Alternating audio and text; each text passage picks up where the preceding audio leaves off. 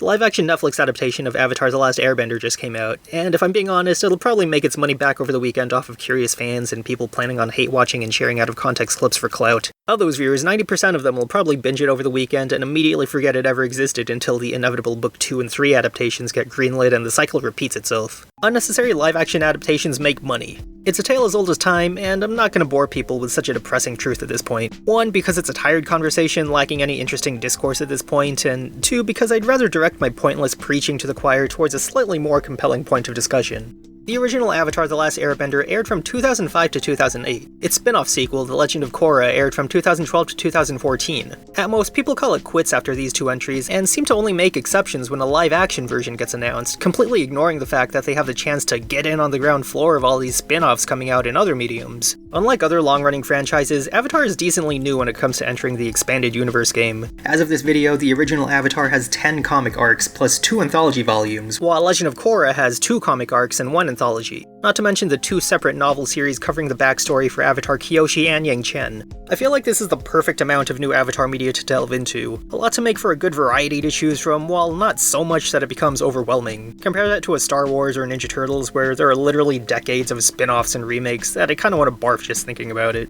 And yet you wanna watch another shitty remake of something you already watched in animated form, just so you can feel validated by your normie friends who honestly don't care either way.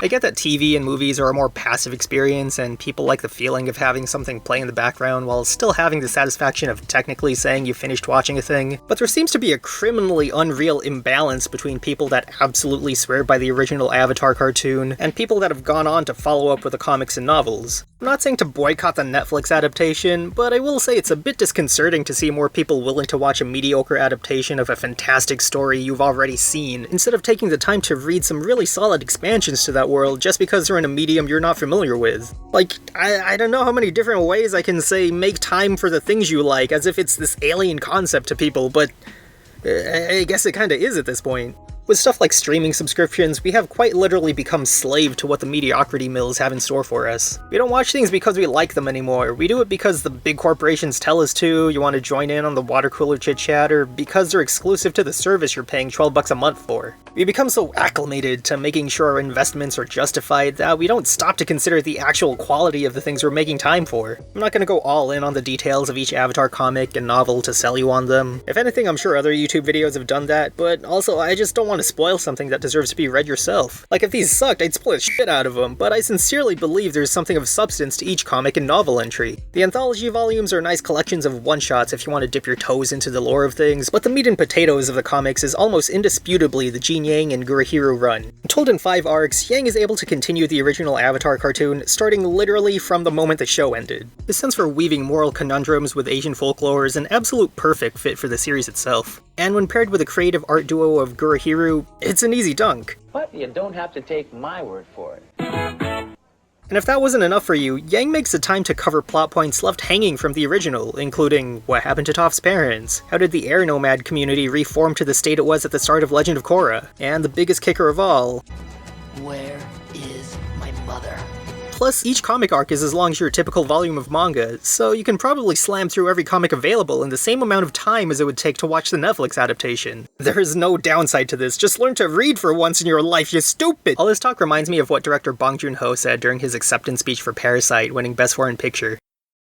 장벽도 아니죠. 한 1인치 정도 되는 그 장벽을 뛰어넘으면 여러분들이 훨씬 더 많은 영화를 즐길 수 있습니다.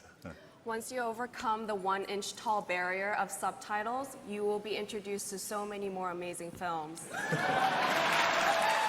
Just putting in even slightly more effort to find these Avatar comics and novels is worth it to read something I can say with absolute certainty that you'll enjoy far more than a rehashed story you've already seen. And just to make that 1-inch barrier to entry even shorter, I'm gonna do you a solid and speak to you even more like a dumb moron dingus and do the busy work for you. I hesitate to even think that people don't know where to find books, but in the case that you really want to get into the expanded Avatar world but you don't want to buy any of the books on Amazon, there's this magical place you're already paying for with your tax dollars called a library. Even in the case that they don't have the book you're looking for, some libraries offer options to expand your search to outside your city, looking at libraries from different counties or even states and countries if the selection really isn't in your favor, all for free.